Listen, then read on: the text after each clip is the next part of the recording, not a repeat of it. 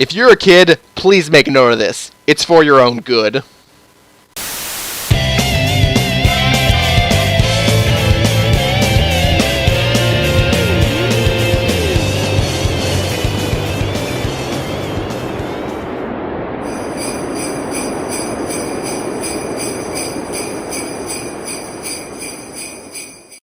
Well, it's time for the holidays again. I always look forward to this time no matter what happens. I also want to make more of a habit of making a special video around this time to celebrate it. I was shuffling through a few ideas, but one recent game I got seemed like a prime pick, given it takes place during Christmas, and it's a game that you might have your eye on, especially if you want a PS5, of which I'm currently holding off on for the time being.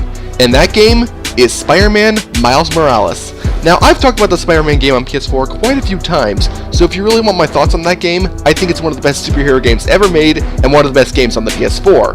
And I give it the highest recommendation I possibly can, especially since the graphically enhanced version is also on PS5. I was excited for Miles Morales to get his own adventure, as many other people were. I meant it was unreasonable to assume that it was going to bring everything great from the original game to the next level, given Insomniac's hard work on Ratchet & Clank Rift Apart, and it also seemed like a side project made from the remains of the original game, but I didn't care, nor did many other people, because it looked like more of the action we know and love. So now that it's out, talk about it as at its prime, so I may as well throw my hat into the ring. Also, should say this before beginning, if you don't have a PS5, don't feel too badly about it. If you want to play on the PS4 like I did, that is a perfectly viable option, unless you're a real stickler for graphical fidelity. The PS4 version is still a perfectly justifiable way to play the game. Also going to say that this review is not spoiler free. I'm warning you now because I will mention later story and gameplay moments, so be wary of them if you do decide to watch this and don't want to be spoiled. So with all that said, let's see what they have in store for good old Miles.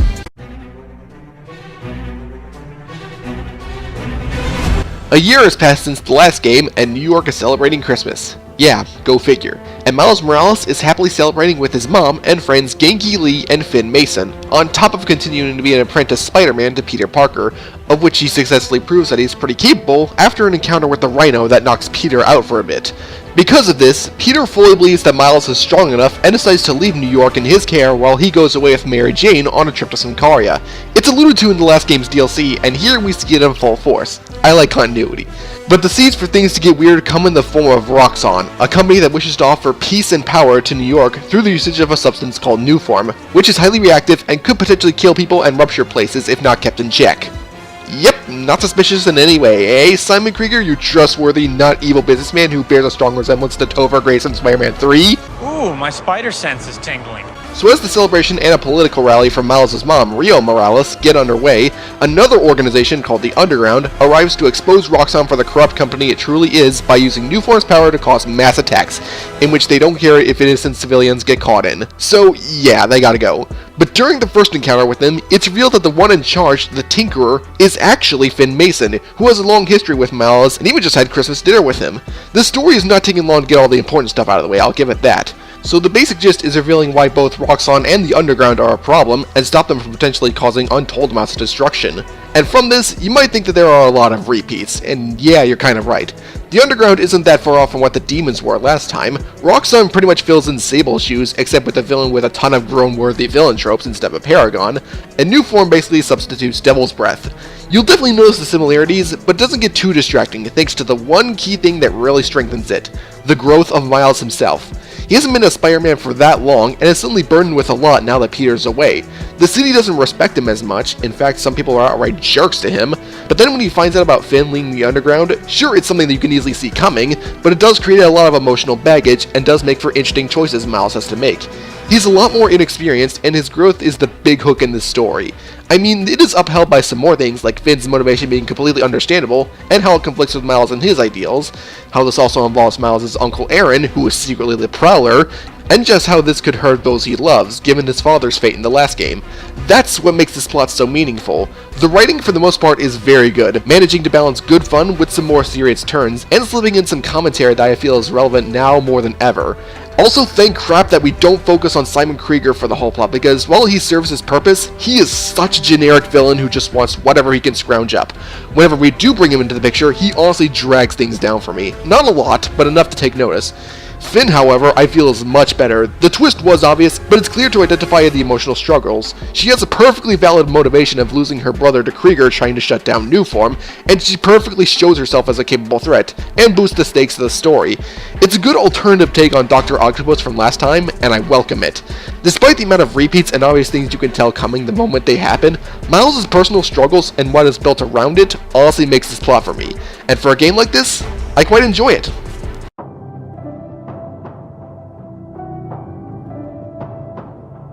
You know how I said earlier that you're not missing out on much by just getting the PS4 version? Well, that's a way of saying that overall the game looks excellent. Even if we're dealing with the same New York as last time, the winter themes honestly make this retread feel a lot more refreshing. There's snow and plenty of Christmas decorations everywhere, and it adds a new kind of feel to the city than before. Character models once again look excellent in both cutscenes and in gameplay, with the exception of Peter. I'm sorry, this design doesn't do it for me, but Miles in particular sees a lot of attention to detail in gameplay. In the last game, Peter's animations for web swinging and combat were so calm and elegant, which really made you feel that he'd been doing this for a while and was in total control. Miles, however, is a lot more willy-nilly and not as graceful to reflect his experience. Thankfully, it doesn't interfere with gameplay, but these animations, as well as the ones in combat and stealth sections, show you that he still has some growth left to achieve. While on Miles and his admittedly cool suit lineup, can I take a moment to appreciate a particular suit mod that he has? Okay, so he has a suit from Into the Spider-Verse in this game, which is awesome, but there's a suit mod that lets him mimic the frame rate of the movie, which blows my mind. It doesn't affect you in gameplay, but dang, I adore that movie, and seeing this just makes me feel like I'm actually playing a game in that universe, and I love that! Music I don't remember a ton, but I do remember how there aren't as much orchestral arrangements that sound like they'd be in place in a modern superhero blockbuster, and there's much more kinds of hip-hop music that favors more upbeat personality rather than the grand scale, and I think that's a cool touch, given the character in question. Voice acting is once again top-notch, with everyone bringing their own charm and charisma to their roles. Performance-wise, the game does well with that too. There's a few times that the game stutters a bit, and I did get a couple graphical oddities like some lighting areas acting weird or an enemy getting stuck in a car. But the game overall is very stable across both platforms. There's also many other details added in for extra flair, making it so everything comes together to really make a visually appealing game.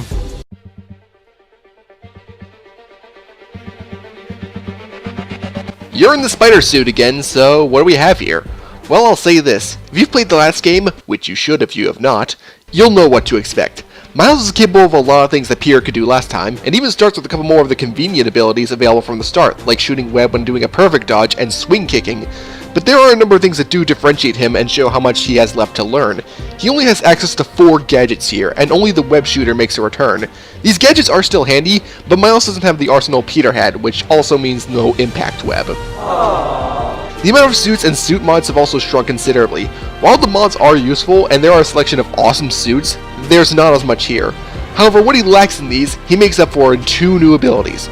First, his Venom skills. Okay, I say Venom, but it's actually bioelectricity, sorry Venom fans. And not only are they visually great to look at, but also immensely useful for combat and crowd control. I use them a lot for enemies that can shield a lot of damage, and they're always great ways to flesh out combos and can help out in a bind, though there is a layer of strategy to using them. Miles has this meter that dictates when you can use these skills. It's basically the focus meter for last time, except you can't use it for finishers, which are now dedicated to how high your combo count goes. Instead, when one is full, he can use it to perform one of several moves like a punch, a ground smash, a dash toss, an AoE jump, and when you get 3 bars, a complete nuclear explosion. You can't use these if you don't have sufficient charges, but getting charges isn't hard to do at all. Heck, doing trips while web swinging fills it up, so use these whenever you can. Second is his camouflage, which makes him completely go invisible. While in this state, no enemies can track you except for one type of Roxxon guard who can track heat signatures, which are not all too common, so this easily helps out a lot. Sure, this meter drains when you do more things, but once you get more upgrades with skill points, this isn't as big of an issue. I use it a lot for stealth sections because that's where it shines the most, while the Venom moves shine the most in combat. In terms of combat, you'll need to be on your guard for them, because each enemy division, like Raft Escapees, Typical Crooks, to the Underground, to Roxxon, all have distinctive enemies that test you in different ways. Miles doesn't hit as hard as Peter, and there are a couple changes to how Miles works that you should consider, like the previously mentioned finishers, so they can be a bit much at points, namely when they stuff a buttload of many different kinds of enemies in the same room. But with Miles' abilities, he's more than capable of holding his own. But when you're not doing that, you're swinging around a Christmas-decorated New York, which once again feels amazing thanks to how much momentum you can build up, how well you can keep the pace going, and how much you can just show off. I mean, if it ain't broke, don't fix it. Besides main campaign missions, there's still plenty of work to do besides that. Not as much, but enough to keep the replay value high, and it's here where I get to mention how much they streamlined street crimes. See, before, crimes just sort of happened on police radio randomly, which gave you the choice to go for them. And while it still applies here, Genki decided to make things better by making a Spider-Man app that allows people to directly contact you to let you know if something's up.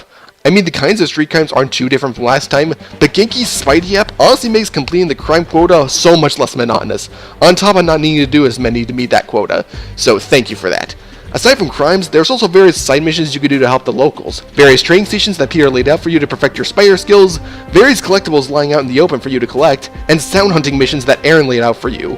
These sound hunting missions are kinda boring, but the rest are pretty cool, and there are some neat moments that can arise from them. And like last time, you can use the tokens you get from them to get a new perk for your gadgets, a new suit, or a new suit mod, most of which are handy and are sweet to see in action. I personally just used the Spider-Verse suit, this cute winter suit when I got it from a side quest, and the suit that lets a cat tag along for you. Man, I love cats.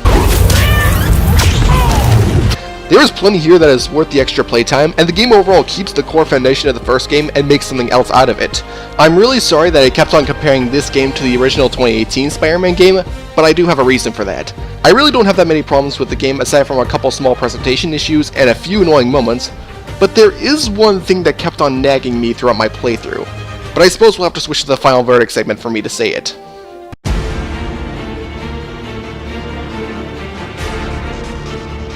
There we go. So let me make this clear. This is a great game that is well worth your time and a worthy compliment to the original. Every mechanic brought back is still great, or has some things tweaked for the better in some cases. The story stands strong on its own, and it does feel like a game that was made with the original in mind, but wants to give you more of what you loved previously. Heck, you might even take the shorter length as a good thing because the game doesn't ask that much out of you, and it'll follow through with what it does have. But the one thing that was nagging at me is that aside from a few things, it's really not that much different from the 2018 game. Now, that's not to say that's a bad thing by default, no. Miles Morales does have enough to be a good follow-up, and I really do enjoy how they expand upon this version of Miles, going by what the first game introduced. And to be fair, as stated earlier, it would be completely unreasonable to assume that this would reinvent the Spidey wheel, given Rift Apart is coming. I'm just saying that this was a feeling that never left me when I was playing this game. It's more so my love for the original, rather than any decisions made here. I love the original game, and put hours into it, and I was reminded a lot of it while playing this. Despite this feeling, I had a great time with this one, and I believe you will too, especially if you enjoy Miles as a character. I don't recommend playing this game immediately after playing the original, as the similarities are so much more apparent if you do back-to-back. Not to mention, I do believe the 2018 game is a much more fulfilling experience that will probably interest you more, not only in terms of content, but also in terms of price. Most versions of that game go for $20, whereas Miles Morales goes for $50. It's also another reason why I recommend you wait for a price drop if what I described or what you might have heard might be worth your money. But I do recommend that you play it at some point. Heck, if you got a PS5, that's even more incentive. It may be just a smaller version of its predecessor, but overall, I'd totally say it deserves your attention, and it did its job in making me excited for what they are planning in the future. I am the Lightning Ripper, and I hope you all have a Merry Christmas and a Happy Holiday, and I hope we can all have a bright New Year after what we had to slog through. Man!